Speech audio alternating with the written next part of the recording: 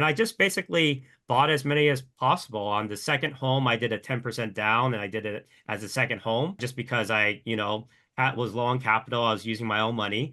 And 8 years later, I was able to actually make multiple six figures and retire from my pharmacy job at the age of 31 because I was able to replace that income that I was making as a pharmacist with the rental income and cash flow from my specific student housing business model that I was doing with my rental.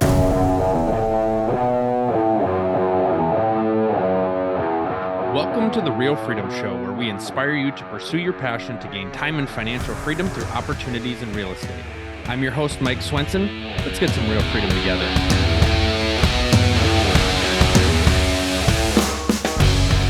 Hello, everybody. Welcome to another episode of Real Freedom, talking about building time and financial freedom through different opportunities in real estate.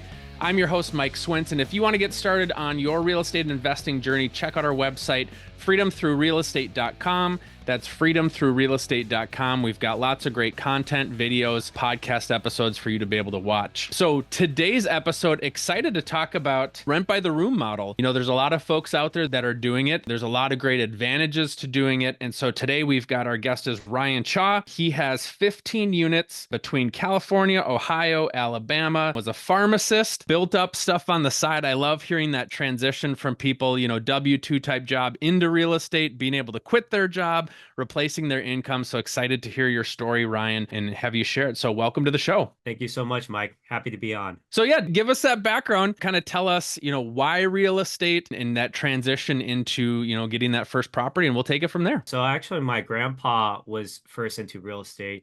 He was an immigrant from China, and he started off buying some properties in San Francisco. Back then, he had a lot of doors slammed on his face because there was a lot of actually racism back then in the 50s. But he was able to purchase a set of flats in San Francisco by, you know, saving up all of his money he was making in the military.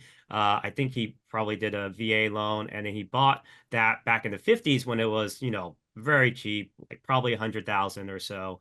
And since then, it's gone up like crazy. My parents were able to sell that set of flats for several $1,000,000. And not only was my grandpa was able to cover his own living expenses from the rent that he was getting from those properties, but he was able to create generational wealth and help cover part of my college tuition and that of my brothers as well. So I knew that real estate was one of the best ways to build generational wealth because it's one of those where it's very forgiving, right? Even if you aren't making like crazy amounts of cash flow, you still get a lot of money through appreciation that builds your wealth passively. So I wanted to get in as soon as possible. And in 2016, I basically graduated as a pharmacist. Well, 2015, I graduated. I started working out in 2016 and tried to put in as many hours as possible. I worked from 7:30 a.m. to 10 p.m. at night at the hospital. And so basically, I would work all this overtime, save up as much money as possible. And I started investing in real estate because I wanted to build up passive income. So I bought one property a year in California. Back then, my first property was only $262,000 in 2016. And I just basically bought as many as possible. On the second home, I did a 10% down and I did it as a second home just because was low on capital. I was using my own money. And 8 years later, I was able to actually make multiple six figures and retire from my pharmacy job at the age of 31 because I was able to replace that income that I was making as a pharmacist with the rental income and cash flow from my specific student housing business model that I was doing with my rentals. Well, I love that you said generational wealth. That's really important for listeners to get their head around, because a lot of times people will feel, and obviously your margins are higher doing student housing, but it's like, I'm buying a house, I'm making $100 a month, $200 a month, $500 a month in cash flow. Like, Why am I doing that? And for people to realize there's all these other buckets too, right? It's the rent, it's the taxes, it's the appreciation, it's the paying down of the mortgage. All these little buckets add up to a big bucket, and it's over time. And like you said, it's forgiving, where over time that stuff's going to build and grow and grow and grow to where your grandpa was able to help pay for you to go to college. That's a really big deal. And so for Oh people yeah. listening to this, like, realize you can do that. You don't have to do that, right? You can do it if you want to, but you have the option to be able to do that for future generations or for other people in your family. That's what Yeah. real estate can really do. And so I'm excited that you got a chance to see that at a young age and see the power of it. Yeah, definitely. I was definitely very blessed to see it firsthand right at the very beginning. And real estate, yeah, like you said, gives a lot of options. And, even if you don't want to quit your job, I could still be working as a pharmacist, 2 or 3, 4 days a week, but I have that choice to make Mhm. if I wanted to do it or not, or if I wanted to take a step back, maybe be more with my family, raise my kids or whatever, right, in the future. So yeah, that's what I love about real estate for sure. So talk a little bit about the rent by the room model. What was intriguing about it? Did you decide right from day one that's what I want to do and I'm doing that and that's it? So I'd love to hear kind of why that model. Yeah, so well, my friend, my college friend, actually did this when he was in college. He was renting out to his buddies. He bought a place very close to the school. I think it was only about a 4-minute drive away from campus or so. And he rented out by the room. His aunt helped him. I think she co-signed on the loan for the property. And not only was he living for free, but he was also making cash flow on top of that while, studying at college. And so I was like, well, if he can do it, I should be able to do it as well, right? And so back in 2016, I bought my first property at my alma mater college where I went to pharmacy school. And I rented it out basically to 4 students and was able to make a lot of cash flow by renting out per room. So typically, what I do now is I rent either 5 bedroom or 6 bedroom houses. I think my largest one is actually like 9 bedrooms. But when I started out, it was basically 5 or 6.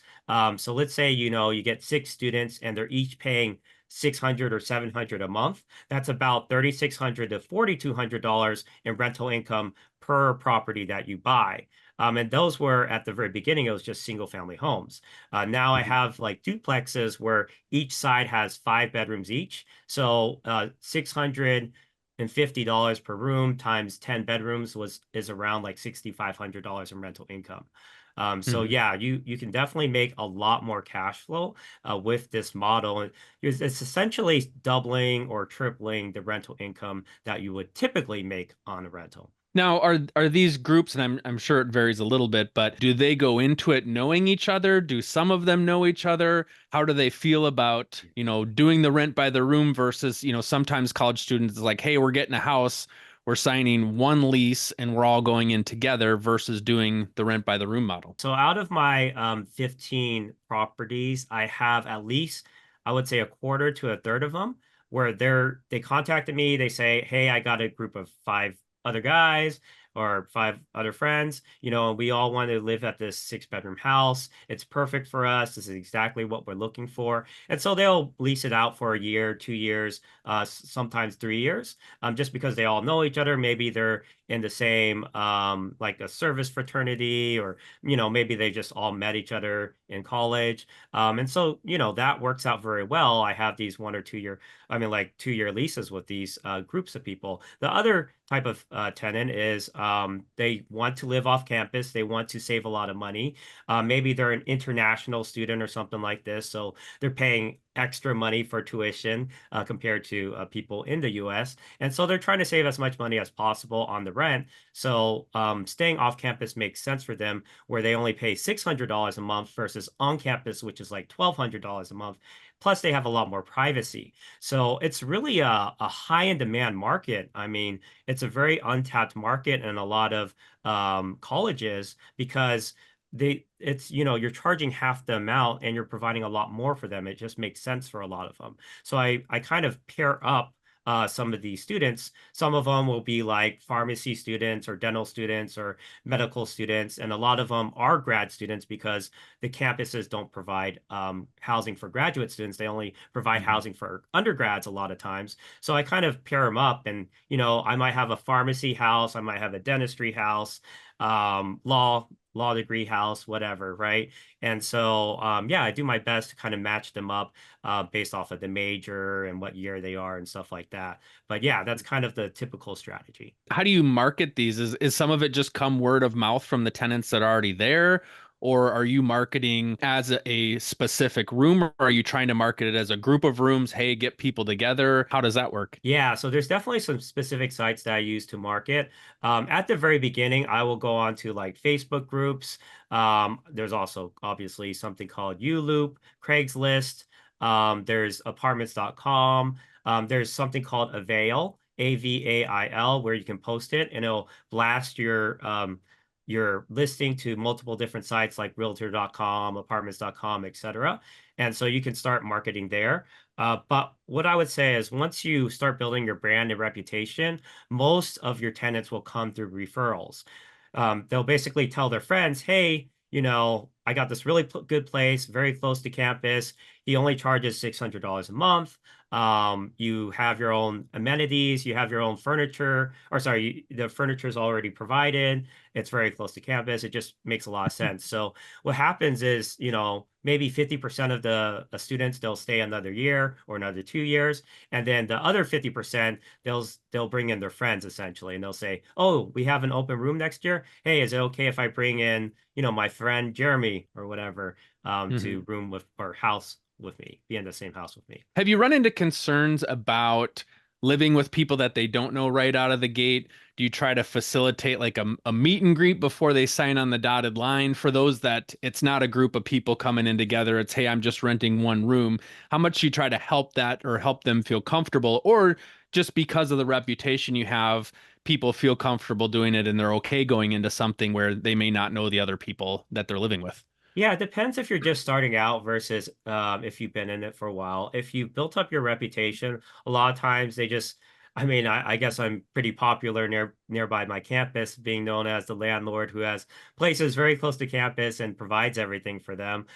So right now, I kind of just get people and they already trust me and know me Hmm. because they trust their friend, and so that trust kind of Hmm. passes on to you. And one big thing for marketing is that people only buy from people that they trust and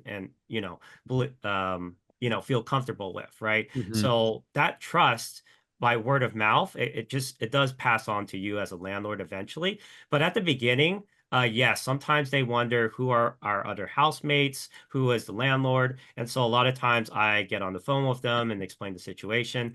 I will sometimes get them in contact with each other before they actually move in with each other as well. So I'll kind Hmm. of ask them permission. Do you want to share contacts, etc., that type of thing, and maybe do a group chat. The other thing is I do open houses, and so I'll have everyone come in on one day. And so they can kind of meet each other as well and get to see the house. And they also get to see that there's a lot of demand for that house because they see like three other people. Oh, that person might take the room that I want. So they're like, Hmm. okay, I better apply quickly. I better get a signed lease as soon as possible. So yeah, that's what I do. Now, for the houses, because you're focusing on by the bedroom, what types of common areas? I know it differs by the house, but just for people interested in kind of this model, common areas, and then how do you work through, right, having a lot of folks sharing those spaces? And so, what do you try to help provide to create a good living environment for them? Where I'm just thinking like as me as a college student, it's like it's the fridge space, the cooking, cleaning, that kind of stuff. How are you able to Right. kind of help make things work well together for that many people in those spaces? Yeah, definitely. So it's up to you. Because you have more cash flow, you can actually hire on regular cleaning services. If you wanted to do like, maid cleaning once a quarter, once a month. I provide once a quarter maid cleanings. They charge me $180 per cleaning, but I basically do it every 3 months, and that usually keeps the place really clean. A lot of times the parents may help out a little bit as well. That when they visit Mhm. their kids, they might help clean up a bit. And then, you could work out a deal with a local Airbnb cleaner. That's how I found my cleaners. Is I basically went to Turno, Turno, and basically there's a list of Airbnb cleaners you can kind of vet and have maybe hire them to do a regular cleaning service. But with that being said, yeah, students don't need too much common space as well. That's another thing. They kind of stick. They mainly hang out in their own rooms, like watching Netflix or whatever, or they're out studying. So what's nice is if you have like a family room, living room, and dining room, all you really need to do is have one big, nice common space. So let's say you make the dining room or the family room the main common space, and then you can turn the other two into bedrooms. So you can turn let's say if you made the living room the common space, then you turn the family room and the dining room into bedrooms that they could stay in. So what's nice about this is most of the times the students spend most of the time in their room rather than the common space, so you can maximize the number of bedrooms. And obviously, the people choosing to live there know what they're walking into, so you're attracting the type of person that's okay with that, right? Yeah, exactly.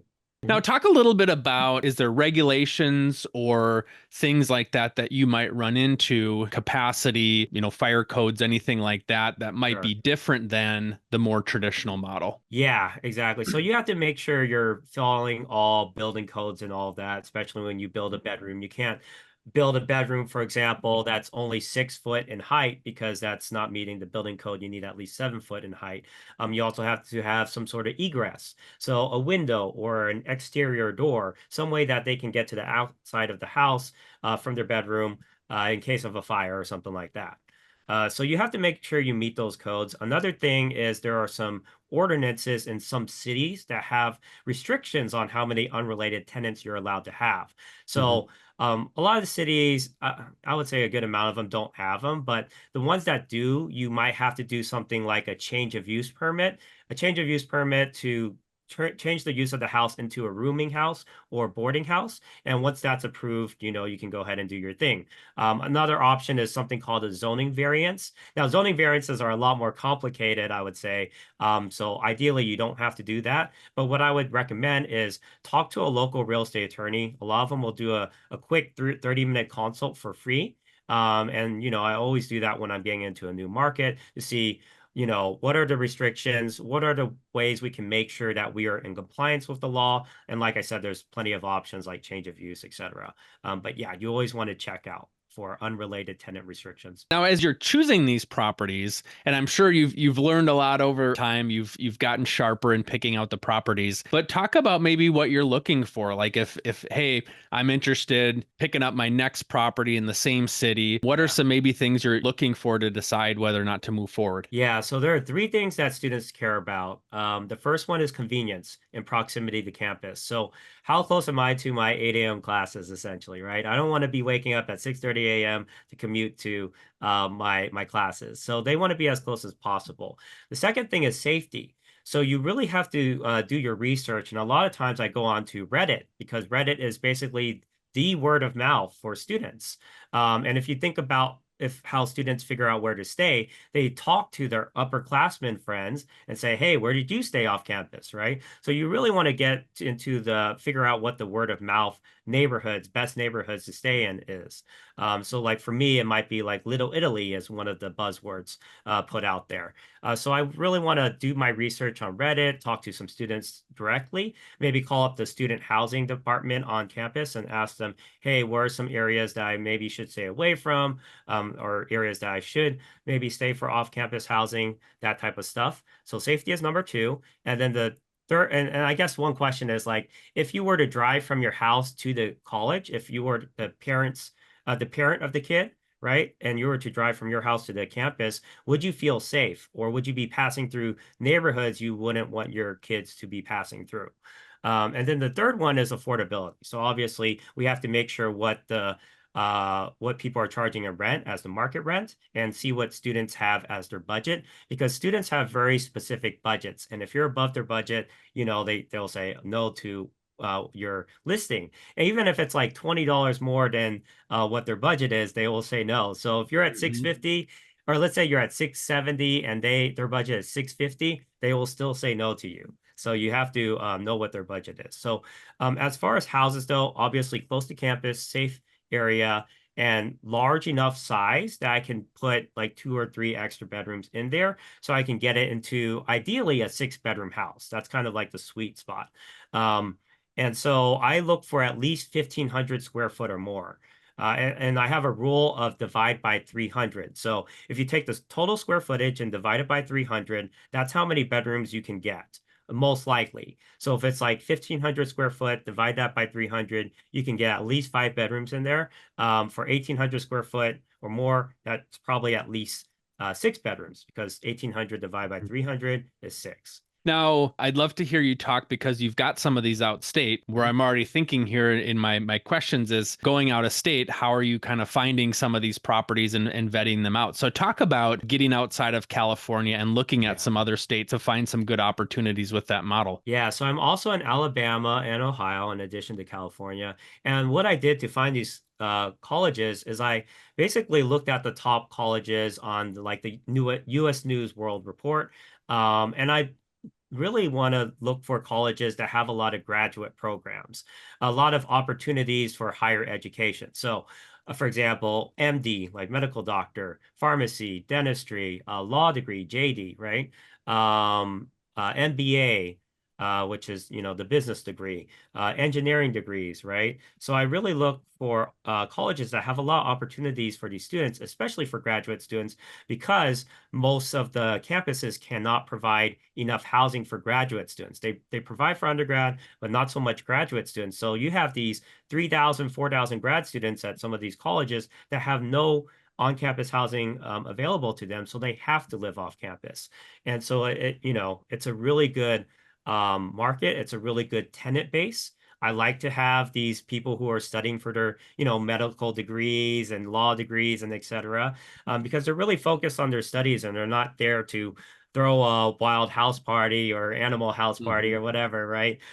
So that's where I start, is I look for the top colleges and the degrees offered. Did you travel to those states before you picked out those properties? Did you find somebody boots on the ground, or how were you able to acquire those Yeah, I living in actually did California? buy my first couple properties sight unseen. I eventually did travel to Ohio, probably around the third property. Yeah, on the third property to actually visit it. But a lot of this, yeah, you can actually purchase as long as you do the research necessary. And there's a lot of technology out there. So, Mhm. like for example, to see the property, you can just do a Zoom room with your agent, and they can do a full walkthrough.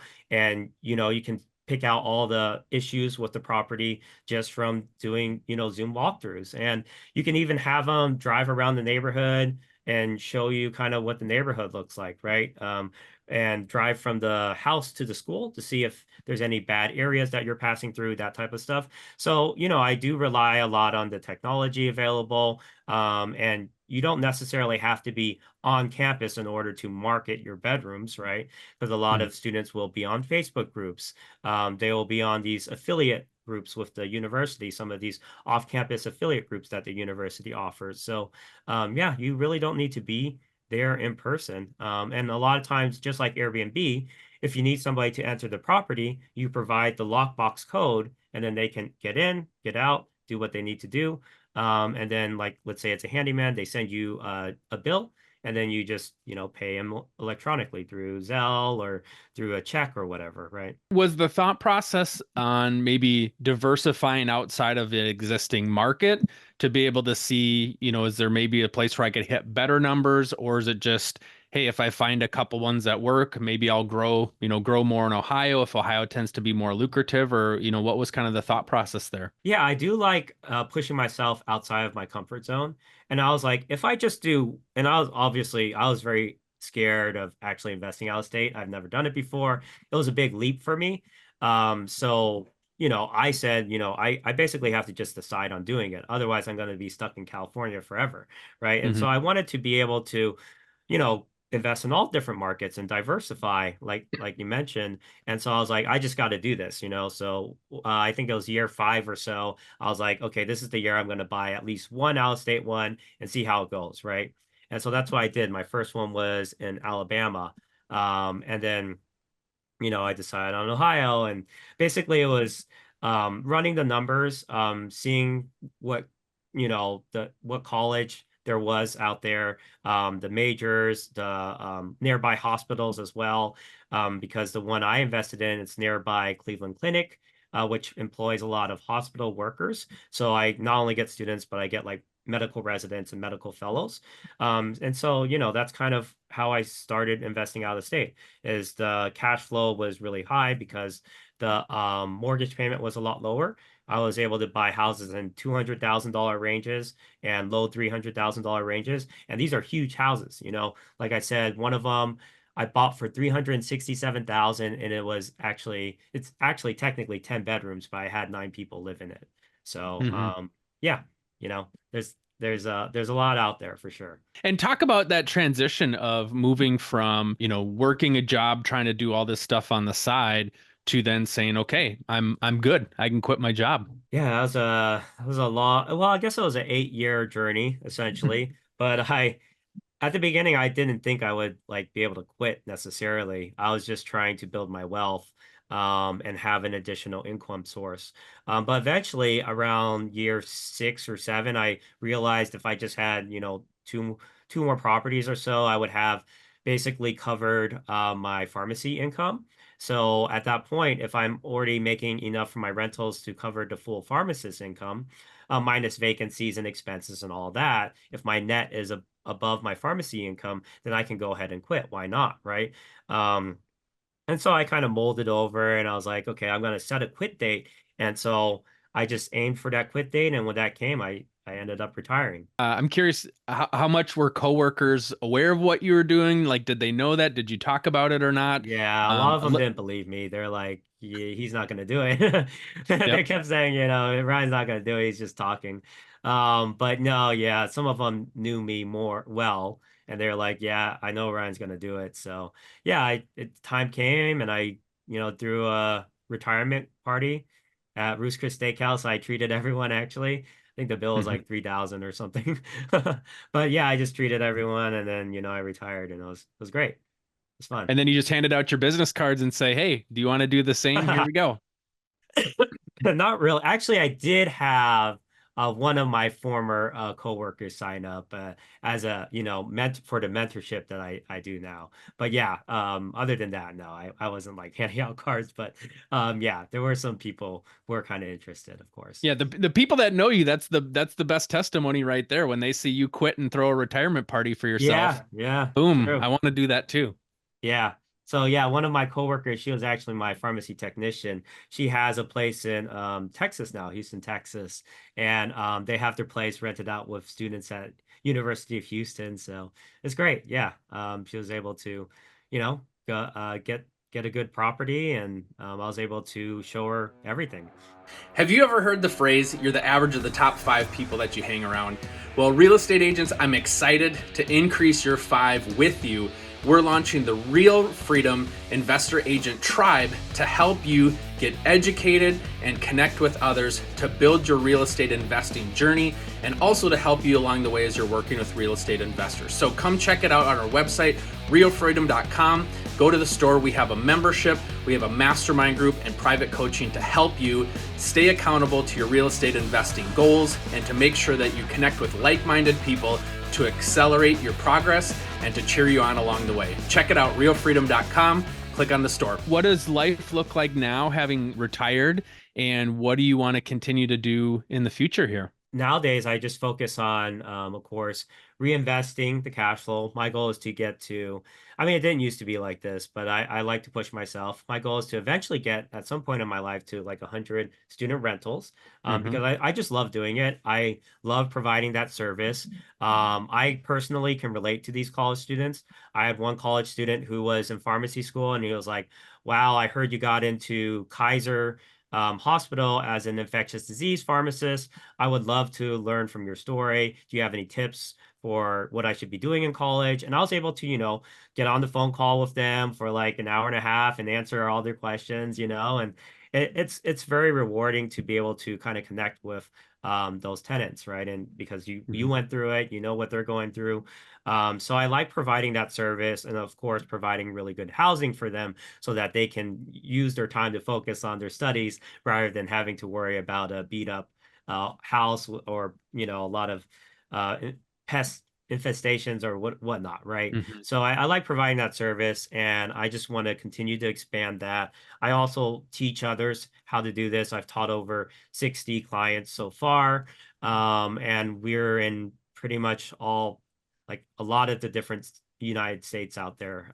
So there's like Florida, Georgia, Washington, California, obviously North Carolina, Washington, Texas. There's a ton of the different states that they're investing in, and you can do this locally.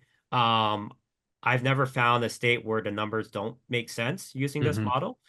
So yeah, I continue to teach people through this whole process. Well, that's the thing. I think whatever model it is, people are always thinking like, well, what's the one place where I can go and do this, or what's the best place in the United States?